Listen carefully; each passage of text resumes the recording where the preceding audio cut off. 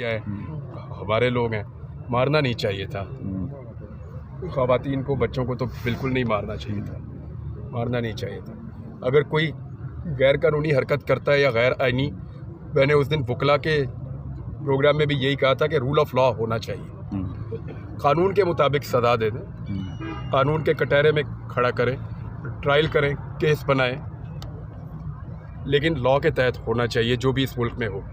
तो कानून ही final option है, रूल ऑफ लॉ के बगैर मुल्क आगे बढ़ेगा नहीं। 100 बातों की यही एक बात है। वो तकलीफ़ में बहुत ज़्यादा लोग, और उनका भी एक मुतालबा है कि रूल ऑफ लॉ, कानून के मुताबिक कार्रवाई कर लें, जो भी है कानून की बात माकूल लगी, बहुत माकूल बात है, लेकिन जो गलत था वो उस दिन रात को हुआ, जो नहीं होना चाहिए था। इमरान साहब, माजी के आपके बयाने को, इनके काज को शदीद नुकसान पहुंचा है, तो उस बारे में मैंने उनसे माफ़ी मांगी है भाई। जी भाई, बिल्कुल अंदर मैं आप सबसे भी मांग लेता हूँ। अच्छा, हमें मीर साहब से बताया कि एक तकरीब में ऐसा जुमले इस्तेमाल नहीं होने चाहिए पूरी ताकत के साथ, लेकिन जिस तरह पिछले 2 साल में उन्होंने एक जमात के खिलाफ पस्तायत में जो उनका किरदार था, उस पर मैं उनके साथ नहीं खड़ा। कुछ चीज़ों पे खड़ा होऊंगा, कुछ पे नहीं होऊंगा। इमरान भाई, और ये इख्तिलाफ राय रहना चाहिए।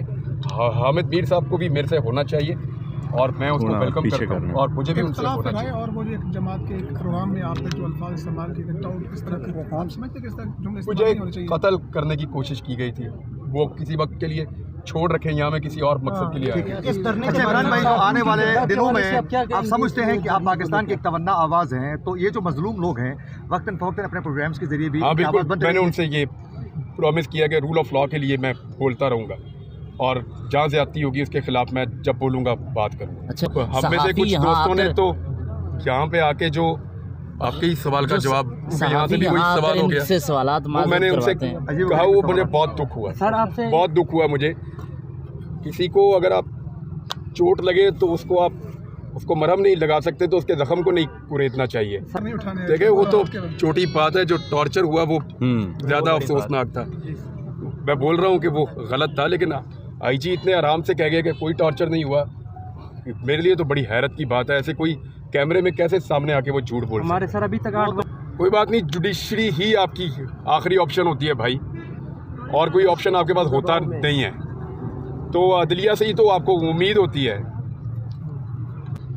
रूल ऑफ लॉ से होगा भाई, मैंने पहले भी कहा कि रूल ऑफ लॉ से ही होगा। जब हम तय कर लेंगे कि ये मुल्क कानून के तहत चलेगा और कानून की हुक्मरानी होगी, तो फिर ये मुल्क चलेगा। यार वैसे काकड़ साहब को तो मैं इधर ये दुकानों पे देखता था, इधर बैठ गए हमारे साथ चाय पीता था। ये तो मैं वापस आया तो पता चला कि वज़ीर आज़म बन गया। वो काकड़ तो मिलने के बाद चाय के होटलों में हमारे साथ बैठ के गप्पे लगाते थे। ये तो बड़ी सेफ जगह, इधर आ जाए ये तो। और हर जगह पे वो यही बात करते थे बलोचों के हुकूक की। काकड़ साहब हर जगह पे यही कहते थे कि बलूचिस्तान के लिए आवाज़ उठाओ, हमें वो बहुत कहते थे। तो काकड़ साहब को मैं उम्मीद करता हूँ वो यहाँ पे आएंगे, क्योंकि वज़ीर दाखिला भी बलूचिस्तान के थे। निगरान वज़ीर आज़म के पास कोई इख्तियार है भी कि वो आके बात करें? भाई जो लोग यहाँ आ रहे हैं, किसी के पास भी कोई इख्तियार है, सिर्फ आना ज़रूरी है, इख्तियार ज़रूरी नहीं है। सर, काकड़ साहब कह रहे हैं कि सारे एजेंट है इसलिए मैं यहाँ पे नहीं आ रहा हूँ, इस पर आप क्या कहेंगे? काकड़ साहब पहले तो ये नहीं कह रहे थे, अब ये कह रहे हैं, मैं तो हैरान हो रहा हूँ। इधर से सर मुफाहमत की बातें हो रही हैं, वहाँ जान सकते की जो बयानात आते हैं क्वेटा में प्रेस कॉन्फ्रेंस बैठ के। लेकिन दहशतगर्दों से तो नहीं मुज़ाकरात होते हैं, मुज़ाकरात तो अपने लोगों से होते हैं। तो अगर गवर्नमेंट कह रही है